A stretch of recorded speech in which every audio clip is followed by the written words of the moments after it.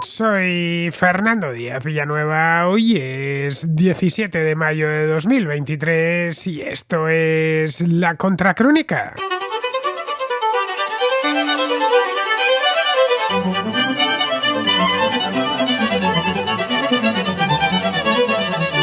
Se suponía que las sanciones occidentales iban a estrangular la economía de Rusia tras la invasión de Ucrania en febrero de 2022. Sin embargo, 15 meses después, la economía rusa, aunque algo afectada, está muy lejos de detenerse. Hay una razón que lo explica. La capacidad de Estados Unidos y de sus aliados europeos para influir en el mercado mundial es mucho más limitada de lo que pensaban. Y no solo en el mercado de las materias primas, también en el de bienes de alta tecnología. Las exportaciones de semiconductores y maquinaria dirigidas a Rusia desde lugares como Estados Unidos o Europa se han complicado bastante de un tiempo a esta parte, pero no se han interrumpido. Se han reorganizado los canales comerciales a una velocidad vertiginosa y hoy en Rusia se puede comprar casi cualquier producto occidental si se está dispuesto a pagar el sobreprecio.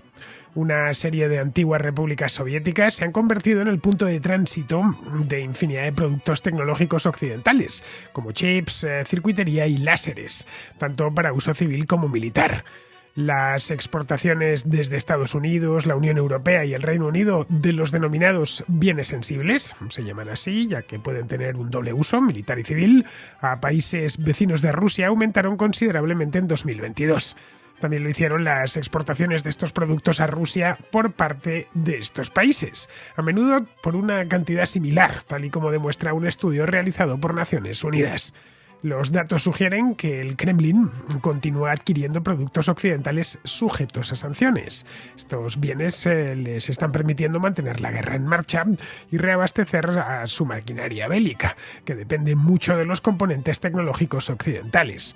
Las exportaciones desde Estados Unidos y la Unión Europea a Armenia, Georgia, Kirguistán, Uzbekistán y Kazajistán pasaron de 14.600 millones de dólares en 2021 a 24.300 en 2022. Esos mismos países incrementaron sus exportaciones a Rusia en casi un 50% a lo largo del año pasado. A esta nueva ruta comercial los analistas europeos la han bautizado como la rotonda euroasiática y supone una demostración de cómo Rusia ha encontrado el camino para burlar al menos parcialmente las sanciones occidentales en una serie de productos imprescindibles para su ejército. Algunas empresas rusas incluso anuncian por Internet la posibilidad de importar bienes sancionados, especialmente de tipo tecnológico, a través de Kazajistán y Armenia.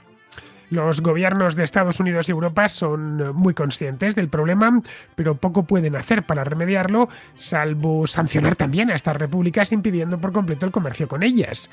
Algo similar a lo que ha sucedido con el petróleo ruso y sus derivados, que siguen comercializándose a través de terceros países o mediante una flota de petroleros que navega bajo pabellones de conveniencia con seguros contratados fuera de Occidente. La globalización del comercio mundial está echando de este modo un cable a Vladimir Putin, que no ha necesitado parar la guerra. Paga, eso sí, todo algo más caro y sus proveedores no son del todo fiables, pero les sirven para mantener el esfuerzo bélico y ya de paso para hacer un corte de mangas a las potencias occidentales.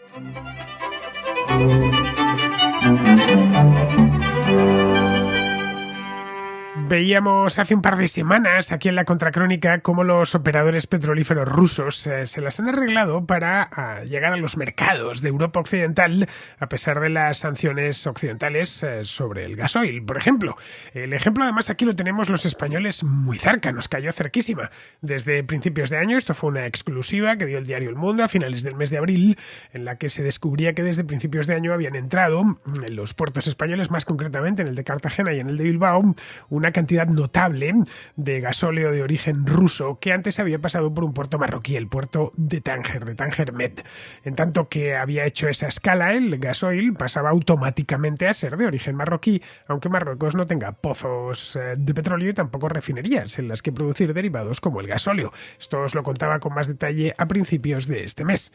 Pues bien, algo parecido está sucediendo con una serie de productos de alta tecnología, como los circuitos integrados, los semiconductores, los láseres, los compresores, en fin, todo tipo de maquinaria muy fina, muy específica, que se fabrican en Europa, en Estados Unidos, en Japón, en Australia, y que los rusos emplean de manera muy intensa en su ejército.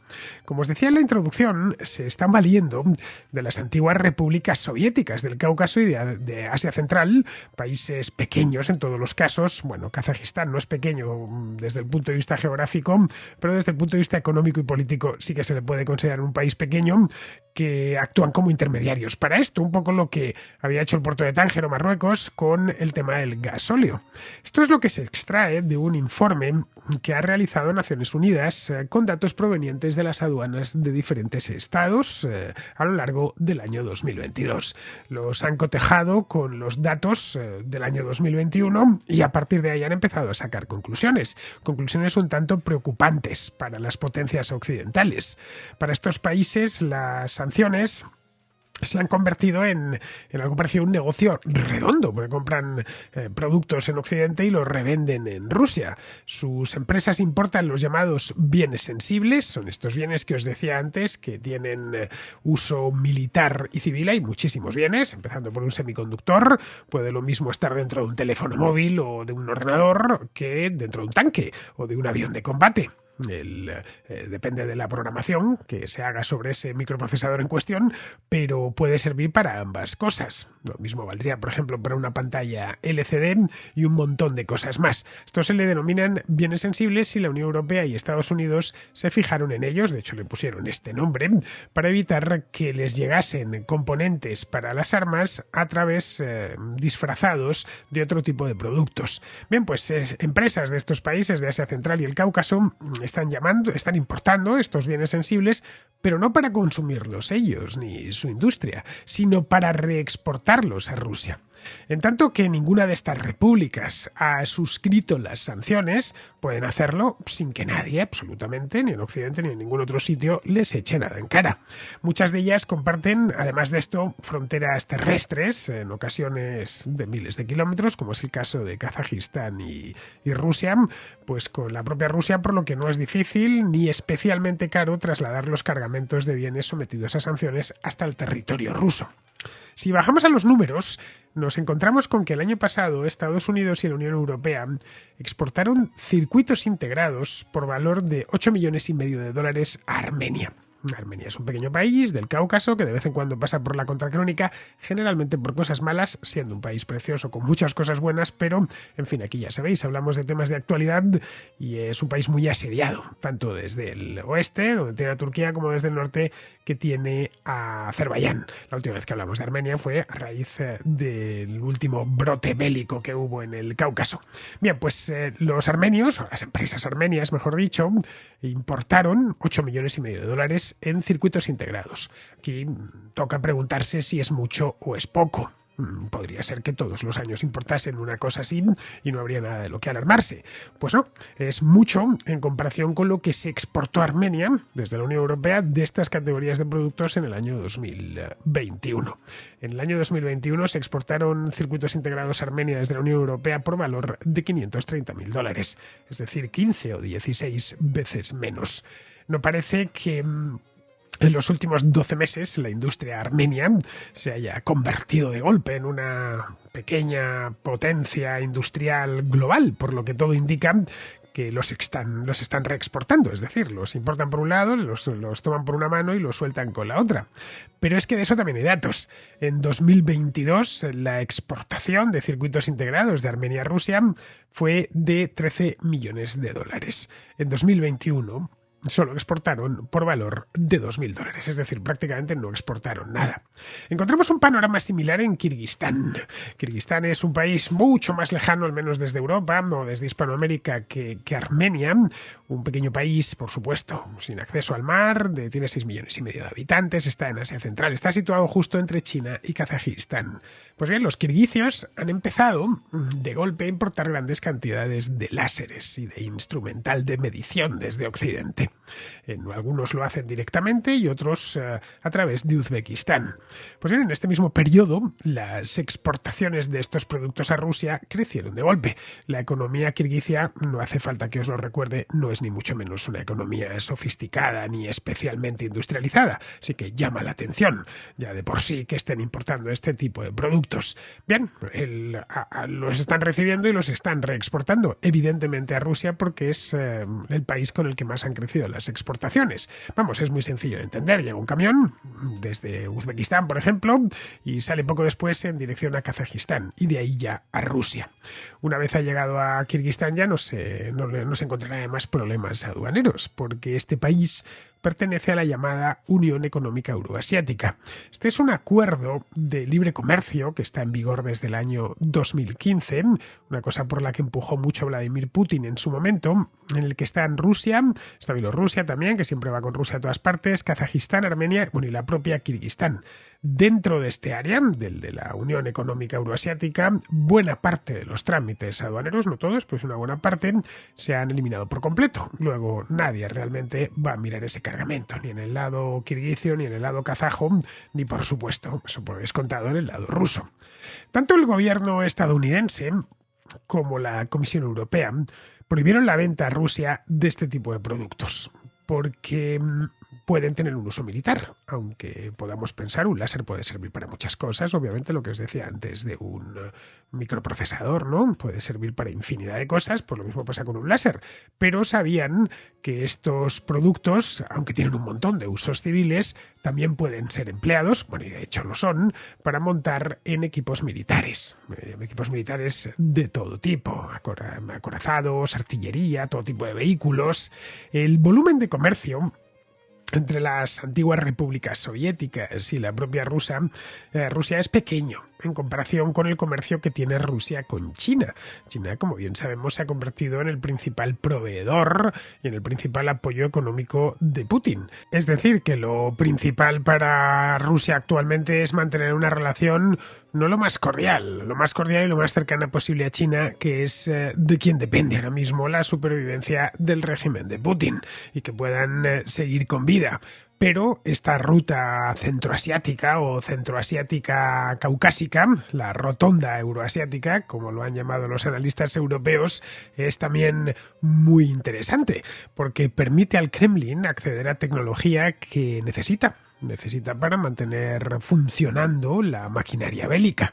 Rusia tiene una capacidad industrial limitada para reemplazar los componentes occidentales con sus propios productos. Tiene que desarrollarlos primero y luego, por otro lado, empezar a fabricarlos. La electrónica es necesaria en todas partes en nuestro mundo, desde la fabricación de teléfonos móviles y la cosa más tonta que podamos tener, los auriculares con los que escuchamos música, incorporan mucha electrónica, hasta, por supuesto, aviones de combate, misiles de crucero, sistemas de mando, comunicación de todo tipo, de la más alta tecnología para los vehículos blindados, los tanques, etcétera. Vamos, que necesita esos productos. Muchas veces son productos muy específicos, muy especializados. En los últimos 30 años, la industria rusa, cuyo acceso a Occidente era completamente libre, bueno, al menos hasta 2014, cuando llegaron las primeras sanciones por la invasión de Crimea, pero hasta entonces los rusos pudieron acceder a los mercados occidentales con total y absoluta libertad, pudieron avanzar en sus diseños, todo tipo de diseño de producto, incorporando componentes traídos de otras partes del mundo, especialmente pues de lugares como Estados Unidos, Alemania, el Reino Unido, etcétera. Y eso alumbró, son 30 años, no estamos hablando de uno ni de dos, alumbró una gama de productos rusos que no son como los soviéticos. La Unión Soviética en este tema era autárquica, no es el caso ni mucho menos de la Federación Rusa actual. Así que como empezaron a incorporar infinidad de componentes de origen occidental, especialmente los más avanzados, así se ahorraban el desarrollo y la fabricación. Cuando se metieron en la guerra de Ucrania, la invasión de Ucrania, se encontraron con que los suministros de este tipo de productos se podían interrumpir y de hecho se interrumpieron al principio. Cuando comenzó la guerra, de cualquier modo, este no era un asunto que preocupase especialmente a los rusos. ¿Por qué? Porque pensaban que la guerra iba a ser muy corta. que duraría un fin de semana, una semana, un mes a lo sumo. Bueno, pensaron que iba a ser tan corta que decidieron que no se llamaría guerra, sino operación especial, una nomenclatura que hoy, 15 meses después de empezar todo aquello, siguen empleando en un caso antológico de double speak orwelliano.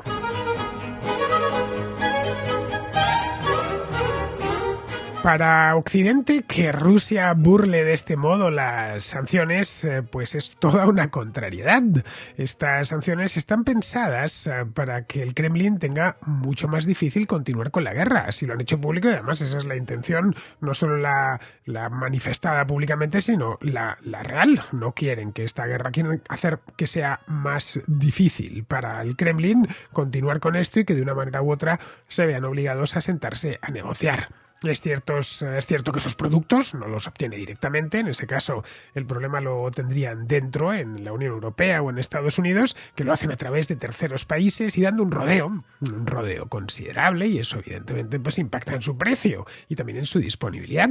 Si necesitan una partida de chips, por ejemplo, concreta para un tanque o cualquier otro, un avión o lo que sea, y la solicitan, pueden conseguir la primera partida, pero quizá la segunda no, porque el proveedor en Armenia o en Kirguistán pues no tiene partidas de eso, y en ese caso pues se tendrían, aparte de tener que pagar más por la primera, la segunda quizá ya no la tendría. Pero vamos, el hecho es que los pueden seguir comprando. Estos componentes, por muy caros que les resulten, las sanciones al final, si esto sigue sucediendo, no van a servir al menos para lo que fueron concebidas. Fueron concebidas para evitar que tuviese eso. No se ha conseguido, lo está teniendo, lo que pasa es que lo está teniendo de manera más incierta y sobre todo de manera más cara. Los países de tránsito como Kazajistán, o Uzbekistán, Kirguistán, Georgia, no dicen nada al respecto. Les han preguntado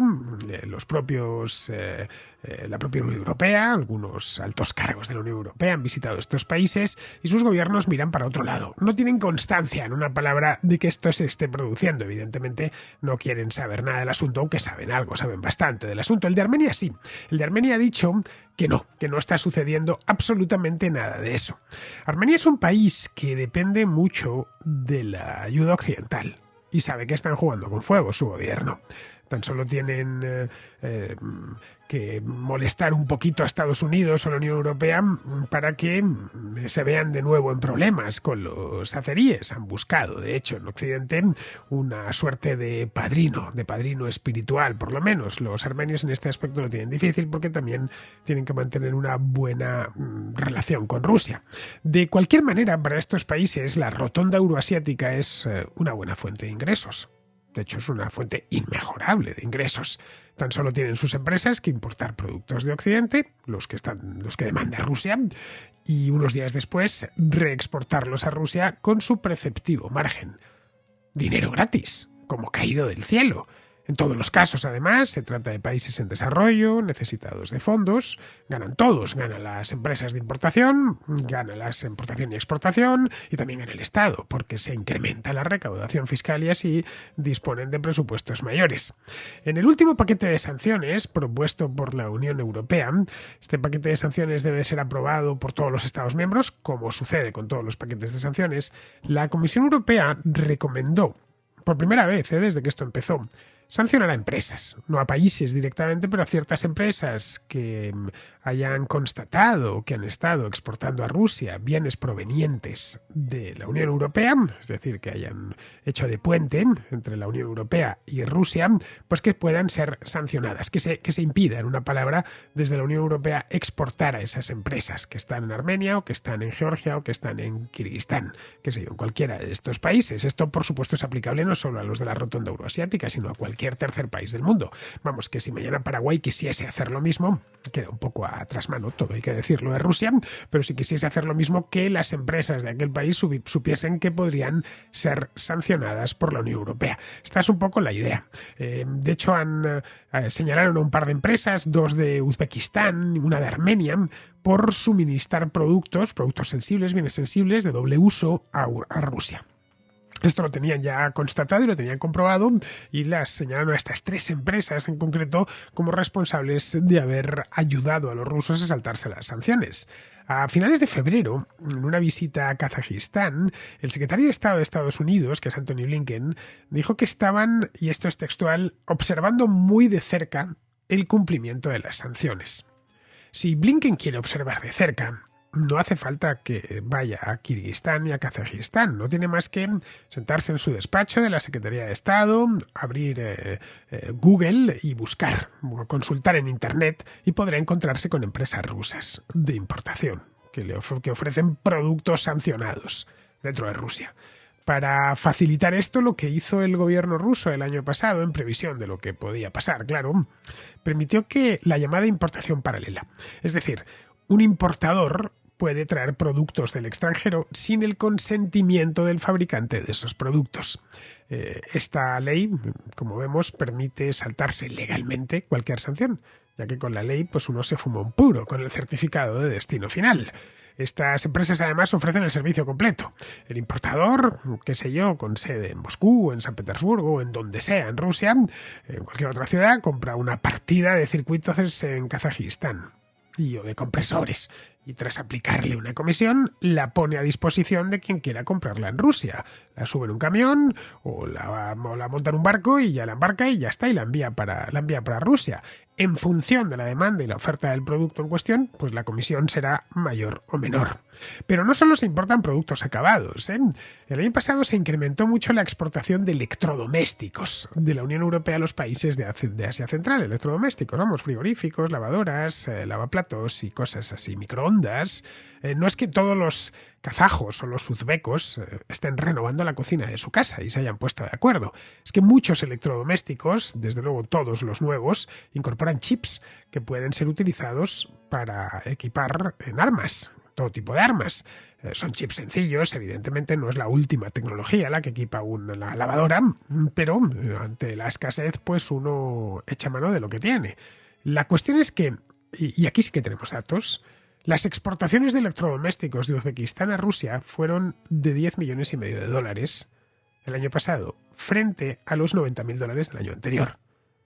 Es decir, compraron electrodomésticos en Europa, qué sé yo, en Alemania, en Francia, donde fuese, en Italia, se los llevaron hasta Uzbekistán y allí los exportaron a Rusia. Vender una lavadora a Rusia desde Uzbekistán no puede considerarse violación de sanción alguna, ya que, bueno, las lavadoras es que no son productos sensibles, son lavadoras. Y además, Uzbekistán no ha suscrito sanción alguna contra Rusia, por lo que puede exportarles lo que les venga en gana. También puede importar de la Unión Europea todo lo que puedan pagar. A los exportadores europeos de electrodomésticos la idea les convence, obviamente. Donde vendían 90.000 dólares al año, pues ahora venden 10,5 millones.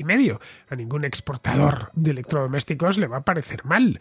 Y en principio sí va a ir a parar a Rusia. Bueno, yo no lo sé, yo se la estoy vendiendo a un uzbeco para que se la ponga en su cocina. Los gobiernos occidentales quieren acabar con esto cuanto antes. En su 11º paquete de sanciones, que llevan por 11, contra Rusia, la Unión Europea ha propuesto fijar sanciones para prohibir la exportación de ciertos productos a países o empresas no pertenecientes a la Unión Europea de las que haya motivos fundados de que están ayudando a Rusia a eludir las restricciones occidentales.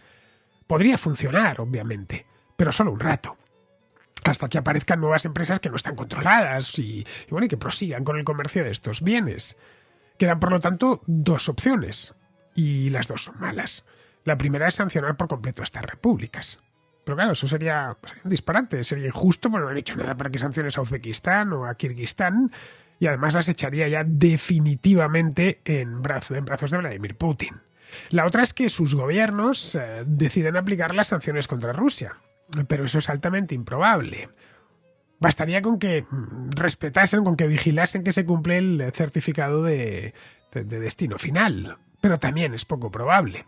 Queda una tercera, ahora que lo pienso, que es convivir con ello, sabiendo que siempre va a haber un grado, por pequeño que sea, pero un grado de elusión a las sanciones. En un mundo tan grande como el nuestro y también interconectado, es imposible frenar esto por completo. Si lo ponen más difícil, señalando a ciertas empresas y controlando el destino de las exportaciones a estos países, Lo que conseguirán en última instancia es encarecer aún más la factura de importación de los rusos. No impedirá del todo que se hagan con ciertos componentes, pero al menos los tendrán que pagar a precio de oro.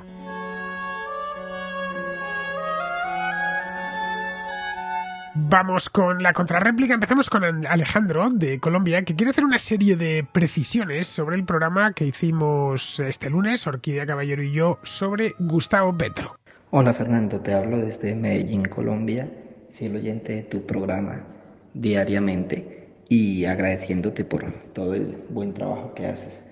Con respecto al programa de ayer sobre Petro, quería hacer unas precisiones que me parece que tu invitada te condujo al error, no sé si involuntariamente. Primero, Colombia no le está comprando gas a Venezuela. Decir que el petrismo está decepcionado porque se le está comprando gas a Venezuela es caer en una imprecisión. Solo hubo una declaración de una ministra diciendo que a futuro podría ser, pero ella lo da como si estuviera pasando en este momento. Segundo, estuve en Venezuela viviendo 9 años. Mi esposa y mi hijo son venezolanos y decir que la inseguridad en Colombia aumenta porque se abrió la frontera y entraron miles de venezolanos es desconocer primero que ese proceso de migración ha sido así durante años y años y más durante la era del decaimiento de Venezuela. No fue por la apertura de fronteras que hace Petro. Y además decir que hay mucha prostitución en Colombia porque hay muchas venezolanas es insinuar que en Colombia no había prostitución antes, lo cual es xenófobo por una parte y segundo, pues insultante contra la comunidad venezolana, que yo no soy venezolano, pero mi esposa y mi hijo sí. Y tercero, es curioso cómo, siendo vos una persona que trata de mantener el equilibrio, tus invitados normalmente no son muy equilibrados.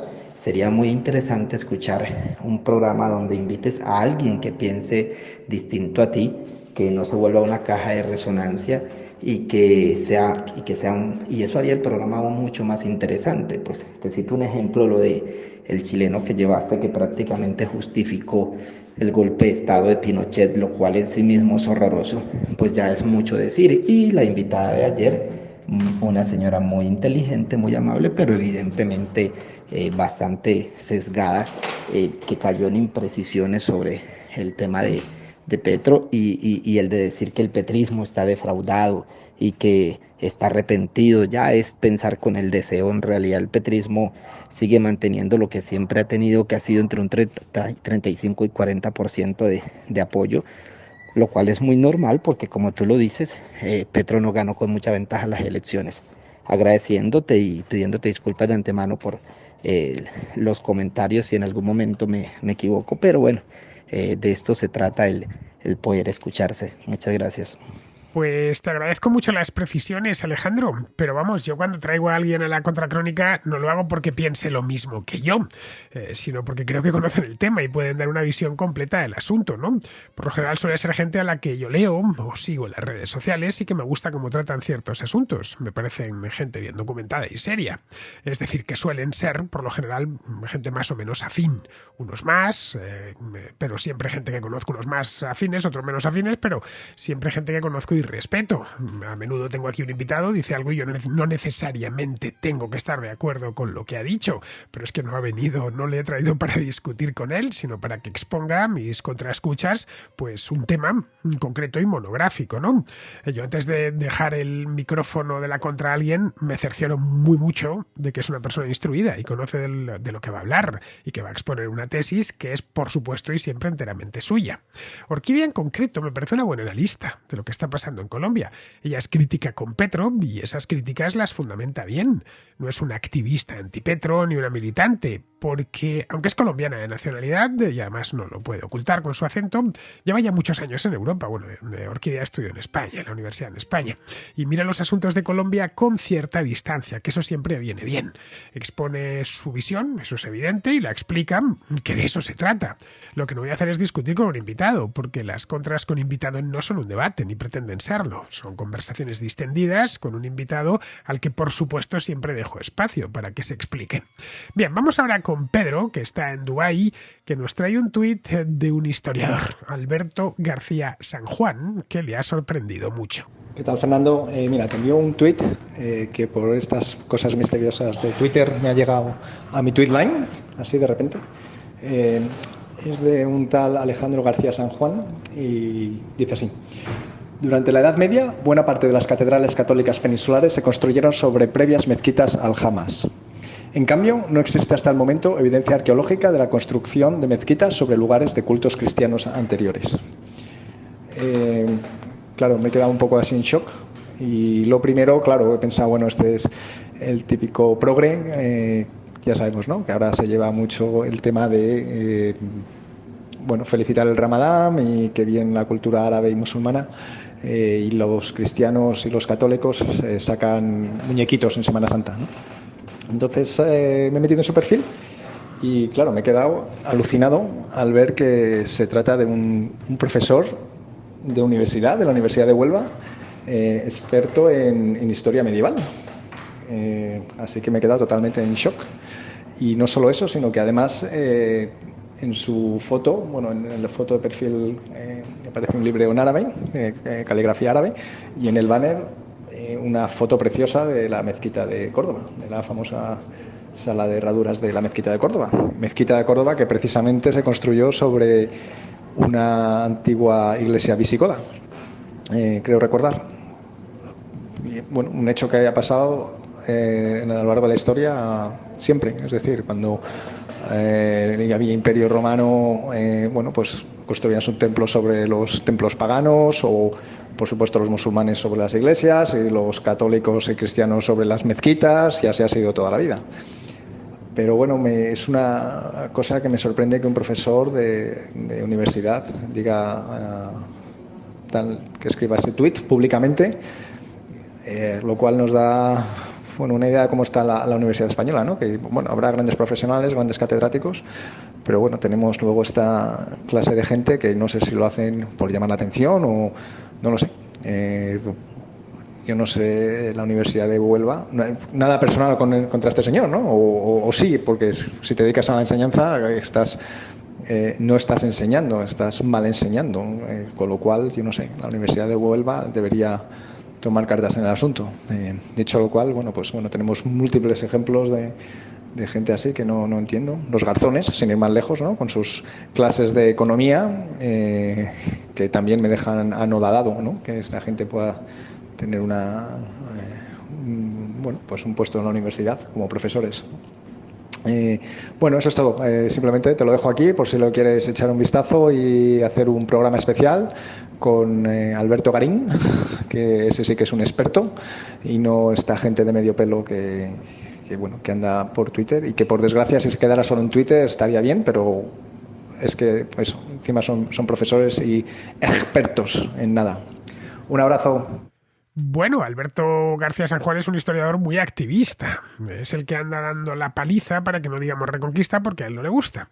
Pertenece a esa variedad de historiadores que ya tienen su verdad, que es absoluta, por supuesto, y los hechos le importan bien poco. Si es necesario, los retuercen para que encajen en sus tesis. Esto es bastante más común de lo que crees, Gonzalo. Pedro. Vamos, que García San Juan no es el único, ¿eh? En la facultad yo estudié historia, tuve unos cuantos de ese estilo. No queda otra, hay que conllevarlos, es inevitable.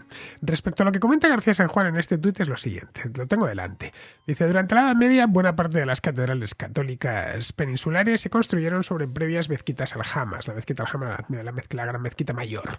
En cambio, no existe hasta el momento evidencia arqueológica de la construcción de mezquitas sobre lugares de culto cristiano anteriores. Tendríamos aquí el caso de Córdoba, donde sí que se ha hecho una cata arqueológica, que según algunos pertenece a la iglesia de San Vicente, que estaba en esa zona de Córdoba. Para saberlo a ciencia cierta habría que ponerse a excavar dentro de la catedral, cosa que no creo que a los del Cabildo les interese mucho. porque la mezquita catedral es uno de los monumentos más visitados de Córdoba. Y para excavar en su interior, bueno, aparte del destrozo que habría que hacer, supondría cerrar total o parcialmente la catedral. Vamos, que conseguir un permiso de excavación arqueológica dentro de la catedral de Córdoba, te lo digo ya, no sé si imposible, pero casi. Pero bueno, aunque no haya evidencia arqueológica, no es aventurado pensar que los musulmanes, cuando invadieron la Hispania Goda, establecieron sus mezquitas en los edificios catedralicios que se encontraron, que eran evidentemente los principales de las ciudades hispanas. En Toledo, por ejemplo, se sabe que los cristianos tuvieron que llevarse la sede episcopal a la iglesia de Santa María de Alfizén, porque los invasores habían convertido la antigua catedral en mezquita. Y la antigua catedral en mezquita, y esa mezquita se volvió a convertir en catedral, que es donde está hoy la actual catedral de Toledo. La catedral de la Toledo visigótica debía ser un edificio de grandes dimensiones, porque en Toledo estaba la corte. Y además allí se celebraban los concilios, no de tan grandes dimensiones como la que se hizo en tiempos de la Reconquista, posteriormente a la Reconquista. Es una catedral tardo-medieval, podríamos llamarla así, que es una de las mejores catedrales del mundo, pero vamos, debía ser grande para los estándares visigodos, ¿no? Pero vamos, algo similar debió suceder en otras ciudades importantes de la Hispania visigoda, como Mérida o Zaragoza o Valencia. Lo lógico es pensar que los musulmanes al llegar se quedasen con el mejor edificio de la ciudad y lo transformasen en mezquita mayor. Bueno, eso mismo fue lo que hicieron en el norte de África y en Oriente Próximo. La gran mezquita de Damasco, la mezquita de los Omeyes, que vimos con mucho detalle en una contrahistoria con Alberto Garín, esto lo hicimos el año pasado, antes de ser mezquita fue la catedral bizantina de la ciudad, y antes de eso fue el templo de Júpiter. La catedral cristiana, de hecho, no fue construida desde cero. Simplemente aprovecharon el templo romano tal y como estaba. Los omeyes sí levantaron un edificio nuevo, pero aprovechando partes del templo romano y cristiano. Caray, por eso en esa mezquita hay restos de la época romana y de la época bizantina. Las columnas de la arcada principal están recicladas directamente del edificio anterior, ¿no? Si lo hicieron en Damasco, ¿por qué no iban a hacerlo en Córdoba o en Toledo? Los que conquistaban una ciudad se quedaban con los mejores edificios. Cuando los cruzados conquistaron Jerusalén en el siglo XII, reconvirtieron la mezquita Al-Aqsa en un palacio. Ningún conquistador de la historia ha dejado los edificios más llamativos en manos de los conquistados. Pero vamos, si te fijas, García San Juan apela a la evidencia arqueológica, a sabiendas de que para poder confirmarlo habría que excavar en ciertas catedrales, cosa que o no se puede hacer o se puede hacer de manera muy limitada. Y todo para arrimar el ascua a su sardina y seguir diciendo que el Islam es bueno y el cristianismo malo. Todo en clave presentista, por supuesto, que es con lo que a él, como activista que es, le interesa. Bien, vamos ahora con Gonzalo, que este sí que es Gonzalo, que nos trae de nuevo el tema este de los candidatos de Bildu. Antes de nada, pues eso, como siempre, darte gracias por este foro transatlántico que nos permite comunicar los unos a otros nuestras opiniones y nuestras visiones del mundo, y saludar a todos los contraescuchas. Quisiera hablar sobre el asunto de la aparición en las listas de ETA de criminales con las manos manchadas de sangre. Bien, vamos a ver, desde que surge la izquierda, cuando en la Revolución Francesa y cuando tenía sentido hablar de izquierda y de derecha, Robespierre se hace cargo de dos conceptos básicos que para él van unidos, que es el del terror y la virtud. En tanto en cuanto aquellos jacobinos se creían en posesión de la verdad, entendían que sus posiciones eran las virtuosas y que tolerar cualquier otra posición era desvirtuar la sociedad, rebajar la virtud que había en la sociedad. Y por lo tanto se consideraban a sí mismos en el derecho, bueno, no solo en el derecho, en el deber de ejercer el terror para encauzar a la sociedad por un sendero luminoso. Bien, entonces esto que ya está ahí en el comienzo de la izquierda va a caracterizarla en toda es una pulsión una pulsión hacia la virtud y el terror. Es una pulsión que la va a caracterizar siempre y que se va a manifestar en los totalitarismos de izquierdas, en los totalitarismos socialistas. ¿Por qué yo no considero que sea correcto hablar de izquierda, que ya es incorrecto hablar de izquierda y derecha? Bueno, pues porque el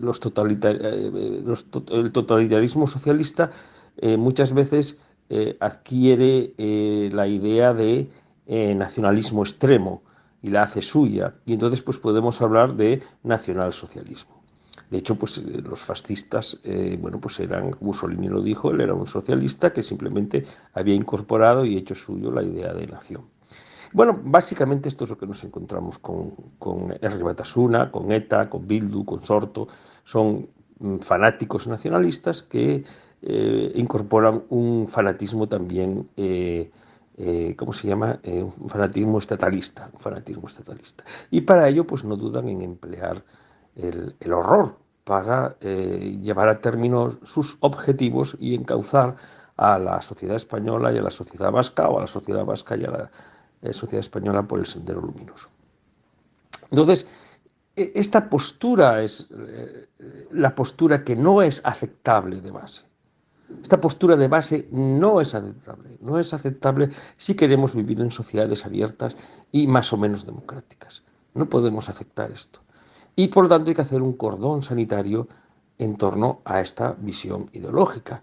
Y hay que hacer un cordón sanitario en torno a aquellos partidos que apoyen a Herri Batasuna ETA en estos planteamientos, en esta utilización del terror para imponernos sus posiciones sobre cómo tiene que ser el Estado y la sociedad. Entonces, simplemente el PSOE lleva desde la llegada de Zapatero jugando a apoyarse en Bildu y tratando de blanquear a Bildu. Y simplemente, pues ahora esto es